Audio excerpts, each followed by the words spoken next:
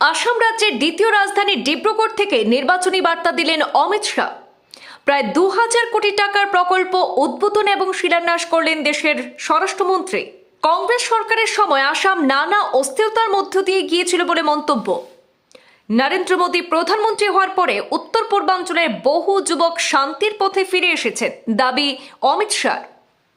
BJP সরকারের উন্নয়নমূলক কাজের খতিয়ান তুলে ধরে কংগ্রেসকে কটাক্ষ করলেন অমিত শাহ। আসামে উৎপাদিত চা শুল্ক ছাড়াই বিশ্বের 27টি দেশে রপ্তানি করা হবে জানালেন অমিত শাহ।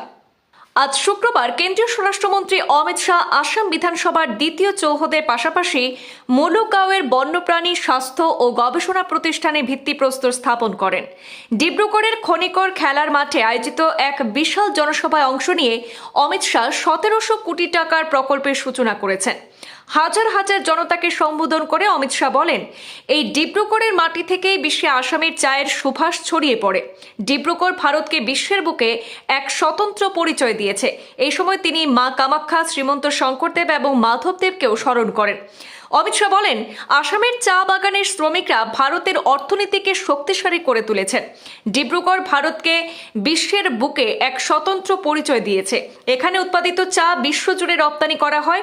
অমিত শাহ বলেন, মুখ্যমন্ত্রী 2025 সালে ঘোষণা করেছিলেন যে তিনি আসামকে সর্বাঙ্গীন করে তুলবেন, কিন্তু কংগ্রেসের ঘোষণা সবসময় ঘোষণাই থেকে থাকে। আসামের দ্বিতীয় রাজধানী হওয়ার জন্য ডিব্রুগড়বাসীকে অভিনন্দন জানিয়ে অমিত শাহ বলেন যে এখানকার নদীগুলি আমাদের মায়ের মতো। বন্যা রোধের উপায় খুঁজে বের করব, এটাই প্রতিশ্রুতি দিয়েছেন অমিত শাহ। এখানে দুগ্ধ শিল্প গড়ে উঠবে, বড় পুকুর নির্মাণ করা হবে, বড় জলাশয় নির্মাণের মাধ্যমে বন্যা রোধের ক্ষেত্রে এক শক্তিশালী পদক্ষেপ নেওয়া হবে।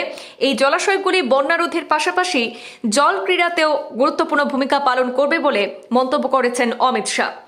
ইউরোপীয় ইউনিয়নের সঙ্গে ভারতের মুক্ত বাণিজ্য চুক্তি স্বাক্ষরের কথা উল্লেখ করে অমিত শাহ বলেন, এর মাধ্যমে সবচেয়ে বেশি ডিব্রুগড়বাসী উপকৃত হবেন।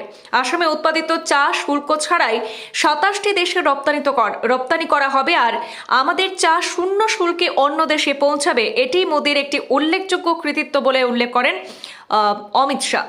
এদিকে কংগ্রেসকে সমালোচনা করে অমিত শাহ বলেন, বছরের পর বছর কংগ্রেস দল আসামে উন্নয়নের জন্য কিছুই করেনি, শুধু আসামকে হিংসা ও হত্যা দিয়েছে। কিন্তু মোদির হৃদয়ে অসম বাস করে। আসামের উন্নয়নের খতিয়ান তুলে ধরেন স্বরাষ্ট্রমন্ত্রী।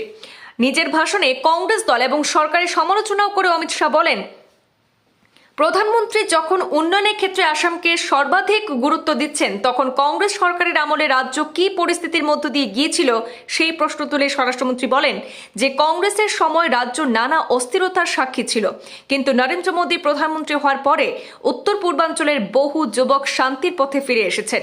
উন্নয়নের ক্ষেত্রে আজ আসামই প্রথম অগ্রাধিকার পেয়েছে। মোদী বিদেশে আসাম এবং উত্তর পূর্বাঞ্চলের পরিচয় তুলে ধরছেন বলেও অমিত শাহ তার মন্তব্যে উল্লেখ করেছেন।